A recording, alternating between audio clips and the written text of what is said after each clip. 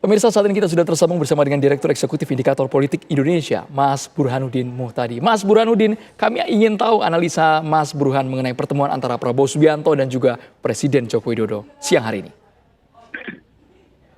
Ya, saya kira pertemuan antara kedua tokoh ini tidak bisa dilepaskan dari momentum Lebaran.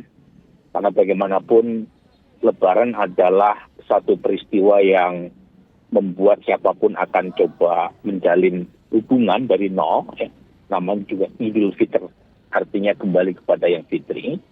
Tetapi karena pertemuan ini melibatkan dua tokoh politik yang penting, maka momentum Lebaran juga tidak bisa dilepaskan dari tafsir atau perbincangan politik. Apalagi jangan lupa Andro ya, ini adalah Lebaran terakhir sebelum pemilu 2024. Jadi pemilu 2024 bulan Februari tanggal 14 yang akan datang itu dilakukan sebelum puasa dan Ramadan 1445 Hijriah. Artinya ini adalah puasa sekaligus Lebaran terakhir. Jadi pertemuan siapapun apalagi dilakukan oleh politisi sekelas Pak Jokowi atau Prabowo Subianto pasti tidak bisa dilepaskan dari tafsir politik, termasuk mengenai siapa capres-cawapres 2024, terutama setelah PD Perjuangan akhirnya menominasikan Ganjar sebagai capresnya. Jadi publik mungkin tidak bisa memisahkan pertemuan Pak Prabowo dengan Pak Jokowi terkait apakah Pak Jokowi merestui Pak Prabowo untuk berduet atau berduel melawan Ganjar, itu tidak bisa dilepaskan dari pertemuan siang ini. Jadi duet atau duelnya Ganjar versus Prabowo itu sangat ditentukan oleh tripartit ya. Satu adalah Ibu Mega, yang kedua Pak Jokowi, kemudian yang ketiga Pak Prabowo Subianto sendiri sebagai Ketua Umum Partai Gerindra yang sudah mendapatkan proses nominasi sebagai capres oleh Gerindra. Tapi sejauh ini kalau Mas Burhan melihatnya apa yang disasar oleh Prabowo Subianto? Apakah tetap akan menjadi lawan atau nanti berbalik Mas menjadi kawan atau duet keduanya? Memang banyak variabel ya Andro. Yang pertama adalah berkaitan dengan konstelasi di tingkat elit. Karena bagaimanapun baru dua capres ya yang resmi mendapatkan tiket. Yang pertama adalah Anies Baswedan, mendapatkan dukungan dari 3 partai koalisi perubahan. Yang kedua adalah Ganjar Pranowo. Meskipun baru mendapatkan tiket dari PD Perjuangan dengan perolehan suara 2019 itu relatif sudah memiliki golden ticket tanpa harus berkoalisi dengan partai lain cukup. Nah, Pak Prabowo sendiri di tingkat elit itu baru mendapatkan dukungan dari partainya sendiri yaitu Gerindra. Tapi perolehan suara Gerindra di tahun 2019 tidak cukup untuk bisa mencapreskan Pak Prabowo. Jadi Pak Prabowo harus berkoalisi dengan partai lain. Nah, partai-partai lain yang tersisa yang belum punya capres resmi adalah partai-partai pemerintah. Nah, di situ Pak Jokowi sebagai komandan koalisinya. Jadi dinamika di tingkat elit ini menentukan apakah Pak Prabowo maju ataukah berduet dengan Ganjar Pranowo.